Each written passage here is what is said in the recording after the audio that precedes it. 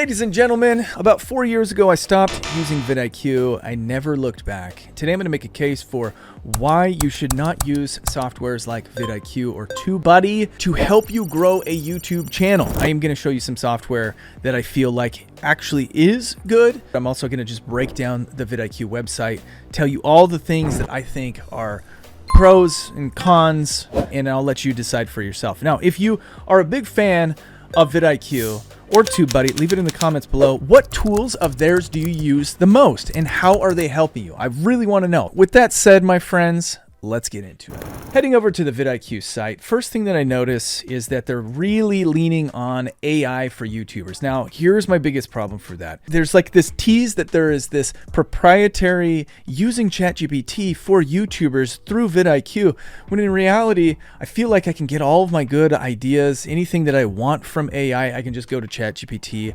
straight to the software and use ChatGPT by itself. Here's my biggest issue with apps like vidIQ. I feel like it's so much better for you to spend the time to learn how to have a successful YouTube channel without a third-party app telling you what you should do.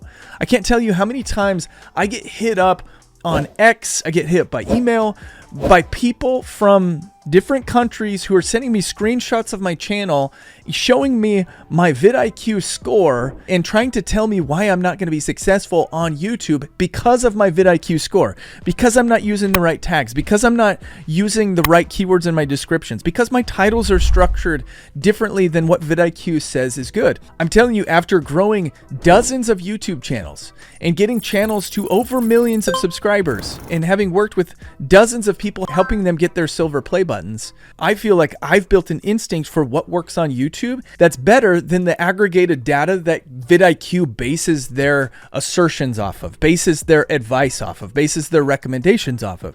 So when I look at vidIQ and the suggestions for the titles that they would give me, or suggestions for keywords, or suggestions for content they would give me, my first instinct is to argue back.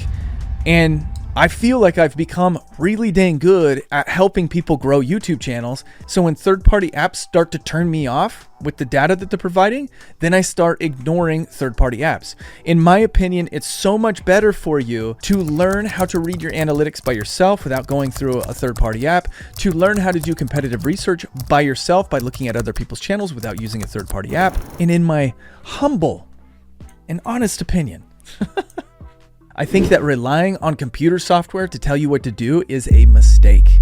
So let's talk about some of the features of vidIQ. Daily ideas. I don't need daily ideas because I do competitive research, or I have access to ChatGPT or Grok or Gemini that can help prompt some ideas for me.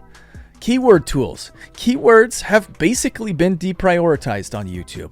YouTube now is listening to the context of your videos and using the transcripts to place your videos in front of the audiences that they feel like might like that content.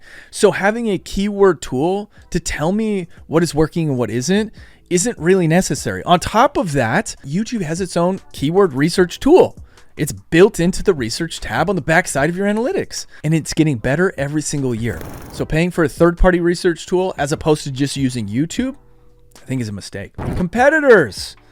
Keep an eye on your competitors. Highest viewed, views by hours, subscriber growth. Listen, you can do all of this stuff by hand. And once you have enough views on your content, you've had enough momentum, YouTube will unlock channels your audience watches. Not only that, but what your audience watches. So why would I need a third-party app to tell me what competitors I should be watching when YouTube is telling me what my audience is also watching? It makes way more sense to base my content strategy around this and around this than it does around this. Trend alerts. Google Trends sets alerts for you. Use Google Trends. Compare views. I don't wanna. What's the point? What's the point? Just look at their channels. Save yourself $17 a month. Most viewed. Okay, I can look at that. Comment productivity tools. No, I don't really care. I want to have custom conversations with my audience members. Every single response that I send out is thought out. I don't want to use a tool to send out comments. People can feel when you're using third-party tools, when you're getting canned messages. How would you feel if you went and left a heartfelt response to a channel that you liked and you got some canned response that everybody else got? I feel like crap, and I wouldn't want to be part of that person's community.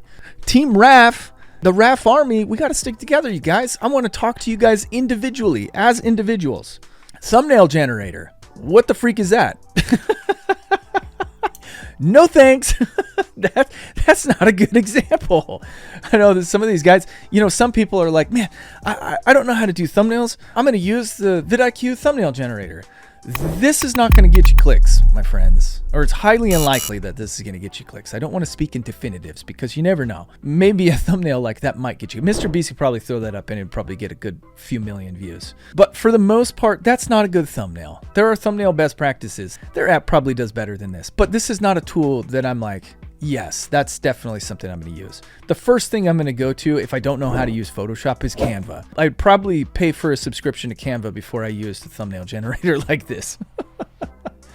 All right, channel audit. Now, it's always nice to have a report based off of what you're doing right and what you're doing wrong. But my biggest problem is that SaaS coding is generally a one-size-fits-all. They're going to be looking at your metrics and giving you a general analysis. My problem with that is that every single channel is different. Every single niche is different. Every single video is different. Every single creator is different. To get into the nuances and all of the variables that go into a YouTube channel and just say, hey, here's some general advice, that doesn't necessarily mean it's going to work for you. One of my highest viewed videos has a 10% average view duration. 10%. If I were to use third-party software to analyze whether that video was going to do well or whether it wasn't going to do well, it would most likely tell me that based off of my average view duration, that video doesn't have a high likelihood of being successful. But it crushed it. It has over 20 million views. Listening to a third-party SaaS giving me general advice may have completely screwed that video up. You have to build an instinct from your YouTube channel. And the best way to build that instinct is by diving deep into the analytical data that YouTube is providing you. Real-time stats bars. Cool. Like, why don't I just look at my analytics? Again, achievements. Don't really care about achievements. The thing with this is like, yeah, I got cool achievements that I can share on social media to promote vidIQ even more. Like, not interested. Now we get into AI tools. So for vidIQ AI tools, I will give them props for allowing you some free access. I type in Grant Cardone, it gives me 10 video keywords that I could use with their proprietary ranking system. If I want more, then I have to pay for their boost. Do I want more? No. Does this help me? Sort of. Can I get the same stuff with Gemini? Definitely. Can I get more with Gemini? Absolutely. So is this valuable? In my opinion, not really, because there's plenty of other AI softwares out there that can do the exact same stuff. And I don't necessarily need their ranking system. And in fact, I don't even know what the ranking system means. I have no idea. But I'm not willing to take this score and say the 10x rule Grant Cardone has a 90. That's going to make a good video. I have no idea. Again, I would rather learn with my own competitive research and with my own data and looking at the channels that my audience watches and the videos that my audience is watching as well. Now let's move on to vidIQ YouTube coaching. So for $99 a month, you can get your own personal coach that will help guide you and answer questions along your way. They also give you a growth game plan, expert feedback and guidance. You can just message your coach. And apparently all of their coaches are also YouTubers themselves. Their website says our coaches have over 200 years of combined experience. I love when they put that.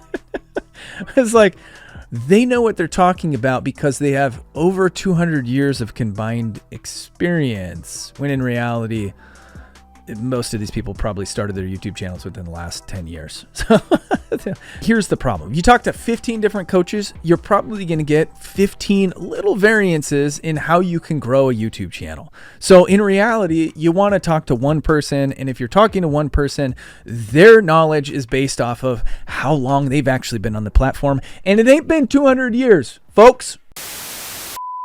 Newsflash, the oldest person ever lived was like 127 or something like that. Fact check me. Leave it in the comments. And vidIQ acquired Tim Schmoyer's coaching program, I think last year or the year before. So they're basing all of this off of Tim Schmoyer's like proprietary system. And in reality, Tim Schmoyer is a friend. He built an incredible company. He is very intelligent when it comes to YouTube. He's a data-oriented person. But as soon as his coaching program got acquired by a corporation, they started expanding it with all of these creator coaches. I kind of lose trust in that. Let's talk about what's better than vidIQ. Number one, learning how to do your own competitive research and trial and error. Like building that YouTube instinct is extremely important. Channels that your audience watches, take a look at that. What your audience is watching, take a look at that on a 7-day rolling. Take a look at that each week. Create some ideas based off of this data that's coming in. The other thing I want you to look at is the research tab. Learn how to use the research tab. It's actually a very valuable tool if you know what you're doing. You can find good keywords or good ideas, and you can also get data based off of what your audience is watching. YouTube built that out. Genius. I'd rather use YouTube than a third-party app. In my opinion, vidIQ has way too many tools. I think it's going to lead to a lot of confusion for a lot of new YouTubers and a lot of wasted money. In my opinion, I'd rather have one really good tool that I pay a premium for as opposed to a SaaS that has 100 different tools that is just going to end up confusing me. So the one tool, you guys, that I've been using like crazy, and this is not a paid endorsement. I do have an affiliate link. I'm going to put it down in the description below. Oneof10.com. Oneof10.com is a tool that I've been using religiously. You can install their Chrome plugin for free. Their tool, I think, is like $50 a month. So you are paying a premium. It's a bit more than vidIQ. But this has been worth its weight in gold for us, for the way that we do business for our clients. It's a great tool for aggregating outliers in any niche, and it's a great tool for just coming up with ideas that could hit the algorithm and catch fire. So if you're interested in that, I have an affiliate link down in the description below. Again, not a paid endorsement, but I do highly recommend getting this software for anybody who's wanting to take YouTube seriously. I also have some free resources down in the description. I got our YouTube blueprint, freshly updated, off the presses, because somebody left a comment the other day asking me to update it, and I did it for you guys. I also have our microhooks guide.